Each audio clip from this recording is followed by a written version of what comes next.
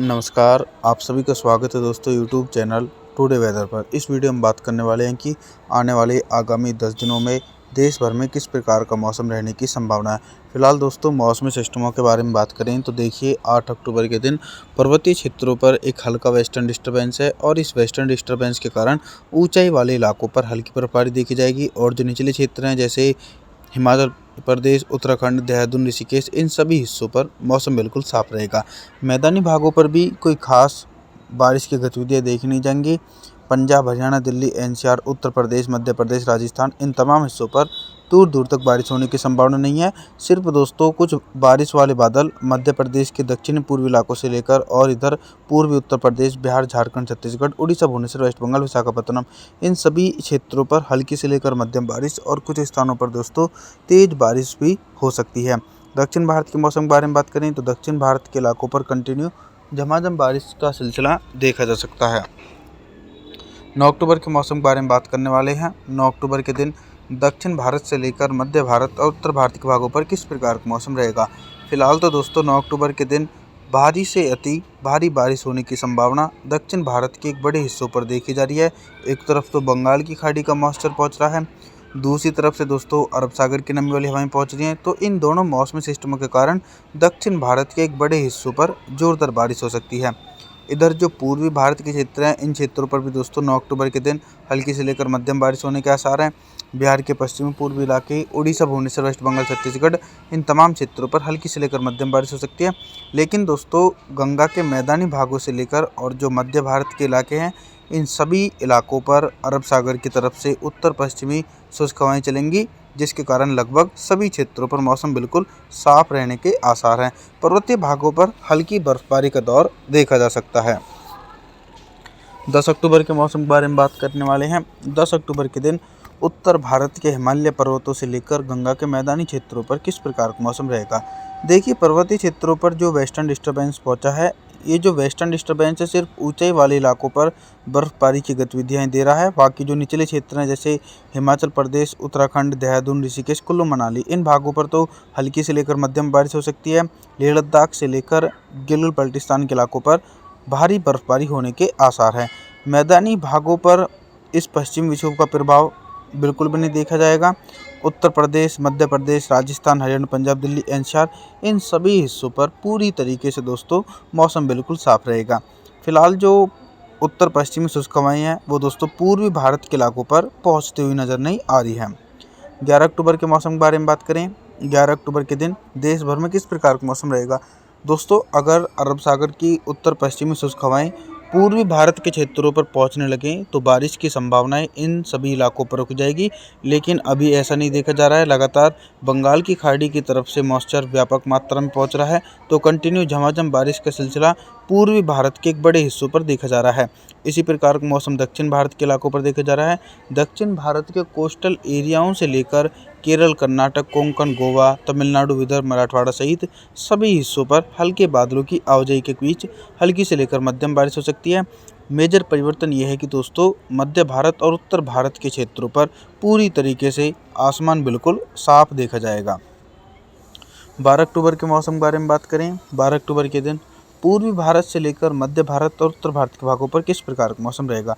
अभी तक दोस्तों जो मध्यम से भारी बारिश की गतिविधियाँ बिहार, झारखंड, छत्तीसगढ़ के इलाकों पर देखी जा रही थी, लेकिन दोस्तों 12 अक्टूबर के दिन बिहार, झारखंड और छत्तीसगढ़ के भागों पर मौसम साफ रहेगा और जो निचले क्षेत्र हैं इन इलाकों से जैसे उड़ीसा, भुवनेश्वर, वेस्ट बंगाल, विशाखापत्तनम इन भागों पर गरज चमक के साथ तेज बारिश हो सकती है। हालांकि जो अरब सागर में साइक्लोनिक चक्रवाती तूफान बन रहा है, ये चक्रवाती तूफान गुजरात से लेकर दक्षिण भारत के कोंकण, गोवा, मुंबई, मराठवाड़ा के इलाकों को हिट कर सकता है, यानी भारी बारिश का सिलसिला इन भागों पर आगामी दिनों में देखा जाएगा। बाकी जान माल का खतरा बिल्कुल भी नहीं है। 13 अक्टूबर के मौसम बारे में बात करें। 13 अक्टूबर के दिन उत्तर भारत के मैदानी क्षेत्रों से लेकर मध्य भारत और पूर्वी भारत के भागों पर किस प्रकार का मौसम रहेगा। मैदानी भागों पर तो दोस्तों फिलहाल कोई सक्रिय वेस्टर्न डिस्टर्बेंस पर्वतीय क्षेत्रों पर नहीं देखा जा रहा है, क्योंकि विंटर सीजन में बारिश की गतिविधियां पश्चिम विक्षोभ के कारण ही देखने को मिलेंगी, लेकिन अभी कोई मजबूत वेस्टर्न डिस्टर्बेंस नहीं है। तो इन सभी मौसमी गतिविधियों के कारण पर्वतीय इलाकों से लेकर मैदानी क्षेत्रों पर मौसम साफ रहेगा।